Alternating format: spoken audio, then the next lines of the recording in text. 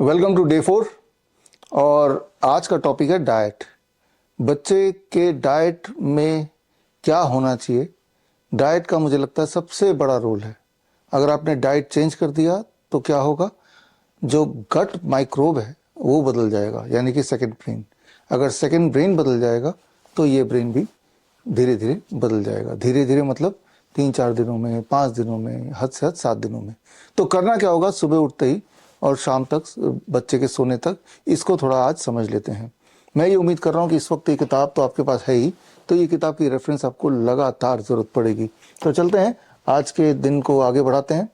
दिन में आगे बढ़ाने से पहले ये समझना ज़रूरी है कि डाइट हमें क्यों चेंज करना है, क्या फ़ायदा क्या नुकसान। थोड़ा साइंस को समझना आपके लिए बड़ा इंपॉर्टेंट है, तभी पूरे कन्विक्शन के साथ आप कर पाएंगे। तो साइंस को समझने के लिए अगर डिटेल में जाना है तो ये रिसर्च पेपर आप देख सकते हैं, जिसमें हीट जब करते हैं किसी भी फूड को तो उसके जो लाइव एंजाइम है उसके ऊपर किया गया स्टडी है। ये समझना पड़ेगा। मान लो आपके पास एक टमाटर है, वो टमाटर आप खाएं तो बॉडी में अलग असर करेगा, उसी को कुक करेंगे यानी कि हीट करेंगे, अब खाएंगे तो अलग असर करेगा।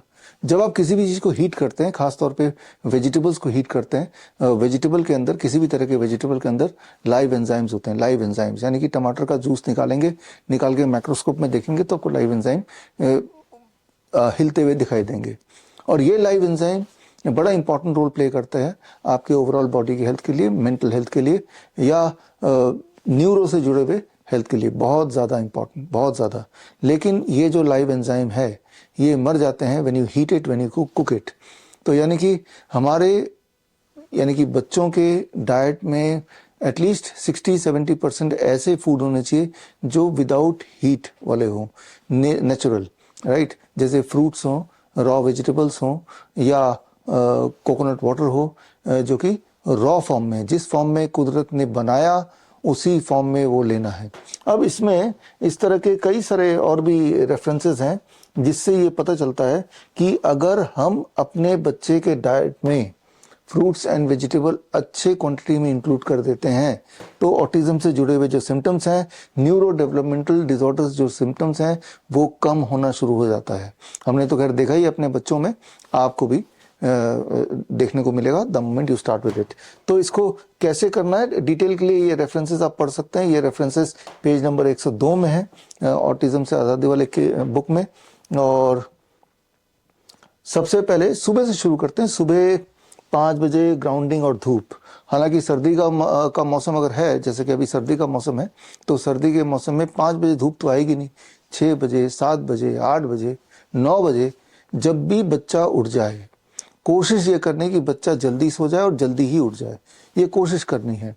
और अगर धूप थोड़ा बहुत कम भी हो कोई बात नहीं, लेकिन ग्राउंडिंग की आदत डालनी है। हर हाल में ये ढूंढना है कि आपके आसपास कोई ऐसी जगह है जहाँ पे ग्राउंड हो, प्लेग्राउंड हो, या गार्डन हो, या पार्क हो। यानी कि हमें धरती चाहिए, हमें कंक्रीट नहीं चाहिए, हमें फ्लोर नहीं चाहिए, हमें पत्थर नहीं चाहिए, हमें सीधे ग्राउंडिंग चाहिए।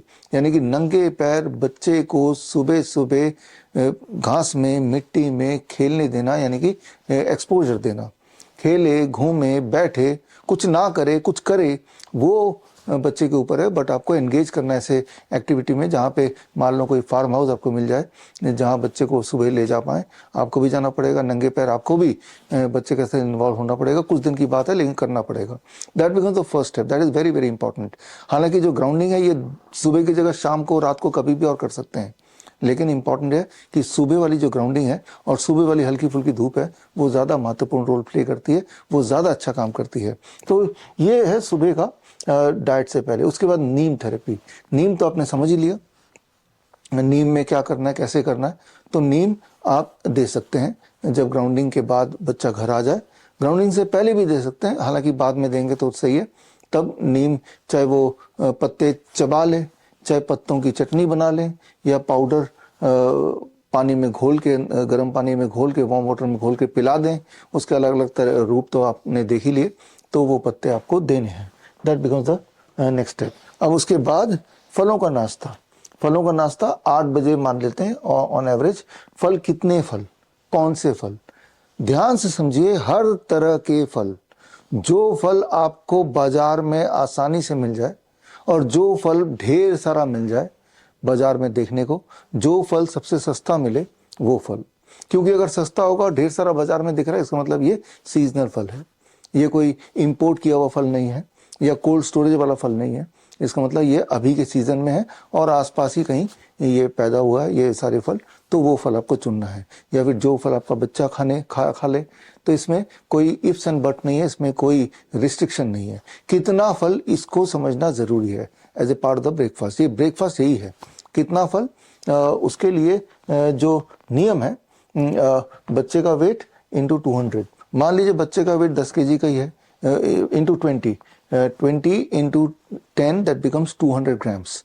यानी कि यहाँ पे एक वेइंग मशीन की जरूरत पड़ेगी आपको। एक वेइंग मशीन आप खरीद लीजिए, छोटा सा वेइंग मशीन, और उसमें तौल के देखिए कि 200 ग्राम फल छिलका निकालने के बाद, फॉर एग्जांपल केला है तो केले का छिलका निकालेंगे, संतरा है तो संतरे का छिलका निकालेंगे, सेब का छिलका तो नहीं निकालेंगे, तो उसको सीधा ही आप वे कर सकते हैं। तो 3-4 तरह के फल ले लीजिए, बच्चे के पसंद के, आपके पसंद के, अवेलेबिलिटी के हिसाब से, और उसको आप काट के एक नाप के देखिए क्या वो 200 ग्राम हो रहा है। तो ये डाइट है फॉर 10 kg वेट चाइल्ड की, इतना लगभग बच्चे की खुराक है। याद रखिए 10 साल तक के बच्चे के लिए फॉर्मूला ये रहेगा इंटू 20। लेकिन अगर बच्चा 10 साल से लेके 18 साल तक का है तो फॉर्मूला थोड़ा सा अलग हो जाएगा, इंटू 20 की जगह इसको इंटू 15 कर देंगे। यानी कि हम जैसे जैसे बच्चे की उम्र बढ़ती है, बच्चे की जो खुराक है वो थोड़ी थोड़ी कम होने लगती है। हालांकि ये थोड़ा फ्लेक्सिबल है। मान लो कोई 200 ग्राम है 10 साल के बच्चे के लिए, और बच्चा बोलता है मुझे थोड़ा और खाना है, तो दिया जा सकता है। 180 ग्राम खाया या 150 ग्राम खाया, नहीं खाना है तो भी उसे रोका जा सकता है। ये सिर्फ एक इंडिकेटिव नंबर है, क्योंकि कितना बच्चा खाएगा वो कई सारे फैक्टर्स पे निर्भर करता है, कि वो कितना एक्टिव है उस पर निर्भर करता है, उसकी मेटाबॉलिज्म रेट क्या है वो उस पर निर्भर करता है, उस वक्त मौसम क्या है उस पर निर्भर करता है, वो फ्रूट का टेस्ट अच्छा लग रहा है कि नहीं, ठीक से पेश किया गया कि नहीं, उस पर निर्भर करता है, उसके एपिटाइट पे निर्भर करता है, तो उसके मूड पे निर्भर करता है। तो ये एक सिर्फ एक इंडिकेटिव नंबर है, इसको स्ट्रिक्टली पालन करने की जरूरत नहीं है, लेकिन इसके आसपास रहने की कोशिश कीजिए। तो 10 साल से ऊपर है, 11 साल से 18 साल या 17 साल तक के लिए इट बिकम्स 15, और उससे ऊपर है जब बच्चा पूरी तरह से ग्रो कर गया है अब और ग्रोइंग एज खत्म हो गई है, तब इंटू 10 आ जाएगा। यानी कि मान लो कोई 21 साल का बच्चा है तो और उसका वेट 50 kg है, तो 50 इंटू 10 हो जाएगा, that becomes 50 into 10 that means 500 grams, आधा किलो लगभग। तो इस तरह से ये फॉर्मूला चेंज होगा बेस्ड ऑन द एज। तो दैट बिकम्स द ब्रेकफास्ट। इतना फ्रूट्स आपको खिलाना है। उसके बाद करीब 11 बजे, फ्लेक्सिबल है यहाँ भी टाइम, लंच और ब्रेकफास्ट के बीच में कहीं पे आपको फर्मेंटेड ड्रिंक देना है। फर्मेंटेड ड्रिंक कितना देना है? हर 10 किलो में 100 ml। मान लो बच्चे का वेट 30 किलो है तो 300 ml एक गिलास दे दीजिए। जरूरी नहीं कि एक गिलास 300 ml बच्चा ले ही ले, 300 नहीं तो 250, 250 नहीं तो 200, राइट। तो वो फर्मेंटेड ड्रिंक कैसे बनाना है वो आगे आपको समझाया जाएगा, कल उसको बताएंगे, तो उसको अभी आज के लिए उसको ड्रॉप कीजिए। आज तो बस इतना ही ध्यान रखिए कि ये देना है। ये जो फर्मेंटेड ड्रिंक है ये फ्रूट ब्रेकफास्ट से पहले भी दे सकते हैं और फ्रूट ब्रेकफास्ट के बाद भी दे सकते हैं, ये अदला बदली करके भी दिया जा सकता है। पहले देंगे तो भी ठीक है, बाद में देंगे, इसके बारे में हम कल डिस्कस करेंगे। कल इस पे आते हैं। अब आते हैं लंच में। लंच में दोपहर का जो भोजन है वो प्लेट 1 एंड प्लेट 2 दो पार्ट में होगा। हमेशा ये देखिए कि प्लेट 1 2 प्लेट ले लीजिए। लंच में बच्चा बैठा 2 प्लेट लेंगे, प्लेट 1 एंड प्लेट 2। प्लेट 1 का जो भी भार होगा क्वांटिटी, वो प्लेट 2 से अधिक भार होना चाहिए। अगर प्लेट 1 में करीब 200 ग्राम का खाना है तो प्लेट 2 में 200 से कम ही होना चाहिए। अगर आपको प्लेट 2 को बढ़ाना है, यानी कि plate 2 is a cooked food, रोटी सब्जी दाल चावल ये सब चीज़ें, plate 2 cooked food and plate 1 is the raw vegetables, यानी कि सलाद, टमाटर खीरा मूली गाजर ककड़ी मटर सलाद पत्ता, ये सब आ गया प्लेट 1 में। This should be always heavier than the plate 2, right. ये और लगभग कितना होना चाहिए प्लेट 1? लगभग ये बच्चे के वजन इंटू 5। मान लो बच्चे का वजन है करीब 20 kg, into 5 that becomes about 100 grams. तो 100 ग्राम तो होना ही चाहिए ये, है ना। तो ये इतना बच्चा पहले खाएगा, फिर ही कुक्ड फूड, पका हुआ खाना, कुक्ड फूड में रोटी सब्जी दाल चावल। लेकिन हाँ, इंपॉर्टेंट बात यह है, वेरी वेरी इंपॉर्टेंट, गेहूं बच्चे के लाइफ में नहीं होनी चाहिए। किसी भी तरह का गेहूं से बना हुआ चीज नहीं होनी चाहिए। रोटी गेहूं की नहीं देनी है। क्योंकि उसमें ग्लूटेन है और इसके बारे में आगे हम डिटेल में बात करेंगे, जिससे कई बच्चों में ऑटो इम्यून रिएक्शन क्रिएट होता है leading to all this kind of neuro developmental disorder या ऑटो इम्यून रिएक्शंस। इसीलिए गेहूं को मना कर दिया। गेहूं की जगह पे आप मिलेट्स ले सकते हैं, उसकी रेसिपीज अलग अलग, उसके लिए मैं अभी आपको समझाऊंगा। तो ये घर में बना हुआ रोटी सब्जी दाल चावल माइनस गेहूं, ये कितना भी बच्चा ले सकता है, लेकिन जितना भी ये लेगा कोशिश करनी है कि उससे अधिक ये ले ले। और पहले ये लेना है प्लेट 1, पहले सलाद फिनिश करना है। अब सलाद अगर बच्चे को दे देंगे टमाटर खीरा मूली गाजर काट के, तो बच्चा हो सकता है ना खाए, क्योंकि उसको आदत नहीं है और उसका मूड भी नहीं है और बच्चे खाते भी नहीं है। बचपन से जिनको आदत होती है वो तो खाते हैं। तो फिर इसकी अलग अलग तरह की रेसिपीज बनती हैं, वो रेसिपीज के बारे में थोड़ी देर में मैं बताऊंगा। और उस तरह से आप रेसिपी बना के इंटरेस्टिंग तरीके से बच्चे को दे सकते हैं। खा नहीं सकता तो प्लेट 1 में रॉ वेजिटेबल्स की जगह आप बच्चे को कुछ सूप भी दे सकते हैं। सूप की रेसिपी भी एज ए प्लेट 1 यूज कर सकते हैं ताकि बच्चा पी ले। इस तरह से आगे सूप का कैसे कौन सा ये आगे बात करेंगे। तो लंच जो है वो प्लेट 1 और प्लेट 2 में होगा। प्लेट 1 या तो सैलड, रॉ स्टीम्ड सैलड, या तो वेजिटेबल सूप, और प्लेट 2 कुक्ड फूड, लेकिन गेहूं नहीं होना चाहिए। तो ये आपको दोपहर का खाने के बारे में लगभग आपको आइडिया हो गया। और उसके बाद जो फर्मेंटेड ड्रिंक है वो 4 बजे दोबारा से दे सकते हैं, यानी कि लंच और डिनर के बीच में कभी फर्मेंटेड ड्रिंक। कल बात करेंगे तो डिटेल में पता चलेगा कैसे बनाना है क्या है, लेकिन अभी तो इतना ही है। फिर शाम वाला भोजन लगभग 7 बजे कर लेंगे, क्योंकि 8 बजे के बाद तो बच्चे को कुछ खाने देना नहीं है, उससे पहले डिनर फिनिश होना ही चाहिए। तो जो डिनर में बच्चे को देना है वो वही देना है जो लंच के लिए मैंने अभी एक्सप्लेन किया। लंच में जो फॉर्मूला है प्लेट 1 प्लेट 2 का जो कैलकुलेशन है वही डिनर के लिए होगा, and that becomes the basic diet of the child. किसी भी तरह का डेयरी प्रोडक्ट भी नहीं देना है, दूध दही लस्सी मक्खन घी पनीर छाछ आउट ऑफ क्वेश्चन। किसी भी तरह का पैक्ड एंड रिफाइंड फूड भी नहीं देना है, बिस्किट ब्रेड नमकीन out of question, right. Pizza burger बिल्कुल नहीं। क्यों नहीं देना ये आगे आने वाले दिनों में आपको डिटेल में मैं बताऊंगा। तो खैर यहाँ पे हमें समझना होगा कि अगर आपको अलग अलग तरह की रेसिपीज चाहिए, फॉर एग्जांपल सुबह आपको ये तो पता चल गया कि सुबह आपको फ्रूट ब्रेकफास्ट देना है, फल बच्चे को खिलाना है, कितना खिलाना है कैसे खिलाना है वो आपको बता दिया।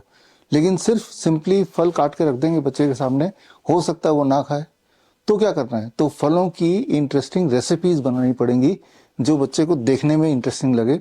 तो चांसेस हैं कि वो अच्छी तरह से खाएगा या चूज करेगा। तो रेसिपीज कहाँ से मिलेंगी, इसके लिए ये किताब जो आपके पास ऑलरेडी है, इस किताब के पेज नंबर 179 से लेके 191 के बीच में ये फ्रूट ब्रेकफास्ट के अलग अलग ऑप्शन दिए। कुछ बच्चे ऐसे होते हैं जो खाते ही नहीं है, तो फिर पिलाना पड़ेगा। तो फिर कुछ स्मूदी इस तरह के कुछ लिक्विड फॉर्म में है, वो कैसे बनाना उसकी विधि भी दी हुई है, तो वो आप देख सकते हैं। इस तरह से आप एक्सपेरिमेंट करके देख सकते हैं कि कौन सा वाला रेसिपी है जो बच्चा ज़्यादा आसानी से खा पा रहा है, तो फिर उसी को लेके आप आगे बढ़ सकते हैं। ज़रूरी नहीं है कि रोज़ ही कुछ नया बना के दें, ज़रूरी ये है कि जो टोटल क्वांटिटी है, जितनी क्वांटिटी मैंने आपको बताई थी बॉडी वेट के हिसाब से, वो क्वांटिटी बच्चा ज़रूर ले, एटलीस्ट उसके आसपास रहे। उसके लिए वेराइटीज़ क्या क्या हो सकती हैं, कुछ एग्जाम्पल के तौर पे इस पेज से इस पेज में जाएंगे, पेज 179 टू पेज 191, तो आपको मिल जाएगा। अब लंच की बात करते हैं। लंच में आपको पता है कि प्लेट 1 मतलब सलाद, बेसिकली रॉ वेजिटेबल्स। लेकिन सलाद सिंपली काट के रख देंगे 3-4 तरह के वेजिटेबल, हो सकता है बच्चा ना खाए, तब क्या करेंगे, तब उसकी भी कुछ इंटरेस्टिंग रेसिपीज जो दिखने में भी अच्छी लगे, टेस्टी भी लगे, और जो नॉर्मली बच्चे खा लेते हैं। तो उसके लिए प्लेट 1 के कुछ रेसिपीज के लिए पेज 192 से लेके पेज 205 के बीच में बहुत सारी रेसिपीज होंगी। कई बार कई सारे बच्चे ऐसे होते हैं जो, या फॉर दैट मैटर एडल्ट भी होते हैं, जो किसी भी तरह की सैलड खाते ही नहीं है, तो उनको पीने के लिए कुछ वेजिटेबल सूप भी ऑल्टरनेटिवली आप दे सकते हैं। हालांकि सैलड ज़्यादा अच्छा होगा, क्योंकि सूप में थोड़ा उसको हीट करेंगे, फिर वही वाली बात है, जो लाइव एंजाइम है वो थोड़े मर जाएंगे। लेकिन जो खा ही नहीं रहा, तो एटलीस्ट वो वेजिटेबल्स एक क्वांटिटी में बच्चे को या एडल्ट को देना ही देना है, तो next best option is give some vegetable soup, that becomes the part of the plate 1। ये प्लेट 1 की बात कर रहा हूँ। प्लेट 1 के अलग अलग तरह के रेसिपीज जिसमें से आप चूज कर सकते हैं, वो पेज 192 से लेके 205 के बीच में मिल जाएंगे। अब आता है प्लेट 2। प्लेट 2 मतलब कुक्ड फूड, रोटी सब्जी दाल चावल। तो यहाँ तो ये समझ ही आ गया होगा कि आपको ग्रेन्स में गेहूं देना नहीं है, गेहूं को हटा देना है, यानी कि मिलेट्स के रेसिपी होंगे। तो मिलेट्स को यूज करते हुए अलग अलग तरह के मिलेट से अलग अलग तरह की रेसिपीज क्या क्या बनाएं, जो कुक करके बना सकें, जो बच्चे को खिला सकें या एडल्ट को खिला सकें या आप खुद खा सकें, वो टेस्टी भी हो और वो हमारे डाइट के अकॉर्डिंग भी हो। तो इसके लिए कुछ रेसिपीज हैं जो आप पेज नंबर 213 से लेके पेज नंबर 224 के बीच में ऐसे कई सारे रेसिपीज देख सकते हैं और उससे इंस्पिरेशन ले सकते हैं। घर में बना रोटी सब्जी दाल चावल भी चलेगा, सिर्फ ये देखना है कि आपको गेहूं हटा देना है तो वो चलेगा। लेकिन उसके अलावा अगर आपको वैरायटी चाहिए और मिलेट बेस्ड वैरायटी चाहिए तो यहाँ पे ये आप देख सकते हैं। अब इस प्लेट 2 को इंटरेस्टिंग बनाना हो या प्लेट 1 में जो सैलड है वो आराम से बच्चा खा पाए या फॉर दैट मैटर आप खा पाए, इंटरेस्टिंग बनाना, तो कुछ तरह की चटनियों को हम डिप भी बोलते हैं, चटनी जो प्लेट 2 के साथ या प्लेट 1 के साथ, ताकि बच्चा एटलीस्ट खा ले। तो वो चटनी के अलग अलग प्रकार 209 से लेके 212 पेज के बीच में आपको मिल जाएगा। तो इस तरह से आप इनको रेफर करते हुए थोड़ी सी मेहनत करके आप कुकिंग करके या उसको सैलड को कैसे काटना है, किस पोर्शन में रखना है, सूप कैसे बनाना है, स्मूदी कैसे बनानी है, चटनी कैसे बनानी है, मिलेट के अलग अलग रेसिपीज कैसे यूज करना है, सारा कुछ आप सीख सकते हैं। अब ये सारा कुछ हम क्यों सीख रहे हैं, इससे बच्चों को कैसे फायदा होगा, इसके पीछे का साइंस क्या है, ये सारी बातें इस किताब में लिखी हैं। ये किताब आपके पास ऑलरेडी है। लेकिन जो लोग और ज्यादा गहराई में जाना चाहते हैं तो ये जो सारा कुछ आज मैंने समझाया, जिसमें breakfast should be the fruit breakfast, lunch में प्लेट 1 एंड प्लेट 2, डिनर में plate 1 end plate 2, dairy product बिल्कुल नहीं लेना है, पैक्ड एंड रिफाइंड फूड नहीं लेना है, ये सारी चीजों को हम बोलते हैं DIP डाइट। DIP डाइट ये देखा गया कि अलग अलग बीमारियों में, चाहे वो BP हो, चाहे वो शुगर हो, चाहे वो किडनी फेलियर हो, कैंसर हो या मोटापा हो, हर बीमारी में DIP डाइट बड़ी ही अच्छी तरह से काम करता है। इनफैक्ट DIP डाइट पे मेरी किताब है, world's best the DIP diet. ये किताब पढ़ेंगे तो इस साइंस को गहराई से आप समझ सकते हैं। यहाँ पे इंपॉर्टेंट बात यह है कि अगर आपको सिर्फ और सिर्फ आपका गोल है कि मेरा बच्चा ठीक हो जाए, तो इन बुक्स को पढ़ने की जरूरत नहीं, इस वीडियो को देखने की जरूरत है और इसमें जो जो चीजें मैंने रेफर की उसको देखने की, पढ़ने की आवश्यकता है। बस इतना ही करना, उसको स्ट्रिक्टली जहां तक हो सके इम्प्लीमेंट करने की जरूरत है। और ये मान के ही चलिए कि बच्चा थोड़ा बहुत तो नखरे दिखाएगा, आफ्टर ऑल वो बच्चा है। इसीलिए हमें ट्रिक लगा के अच्छी सी रेसिपी बना के अलग अलग तरह से उसको पेश करना है, क्या पता कौन सा पसंद आ जाए, वो खाने लग जाए। इवेंचुअली मैंने देखा है, अपने पुराने एक्सपीरियंस से बोल रहा हूँ, हमारे करीब 5000 करीब बच्चों हैं ऐसे, और उनके पेरेंट्स अक्सर बताते हैं कि बच्चे खा ही लेते हैं, उतना नखरा नहीं दिखाते हैं। तो मैं उम्मीद करता हूँ कि आप जब ट्राई करेंगे, लेकिन इस बात का ध्यान रखना पड़ेगा, जो आप चाहते हैं कि आपका बच्चा खाए, जो आप चाहते हैं कि आपका बच्चा करे, पहले तो आपको खुद भी वो करना पड़ेगा। अगर अपने लिए आप अलग खाना खा रहे हैं, उसके लिए अलग खाना खा रहे हैं, दे रहे हैं, तो आप उतना उम्मीद नहीं कर सकते कि वो आपकी बात मानेगा। वैसे भी जो मैंने आपको बताया, इस पे आप एज ए पेरेंट आपको भी रहना चाहिए, और आप रहेंगे तो इसका साइड बेनिफिट ये है कि हमारे पहले कई पेरेंट्स ने ये बार बार बताया है कि पेरेंट्स की जो BP वो ठीक हो गई, उनका शुगर वो ठीक हो गया, उनका मोटापा ठीक हो गया, उनका जॉइंट पेन चला गया, घुटनों का दर्द चला गया, एसिडिटी चली गई, ब्लोटिंग चली गई। यानी कि पेरेंट्स ने बच्चों के खातिर ये डाइट खुद भी फॉलो करना शुरू किया, और ना केवल वो बच्चे तो ठीक हुए ही हुए, पेरेंट्स की भी जो बीमारियां वो भी ठीक हो गई। So that is the magic of the DIP diet. तो इस डाइट को आपको बच्चे की जिंदगी में डालना है, अपने जिंदगी में भी डालना है, तभी वो इसको फॉलो करेगा। With this we come to the end of this video. मिलेंगे कल एक बार फिर at 10 AM।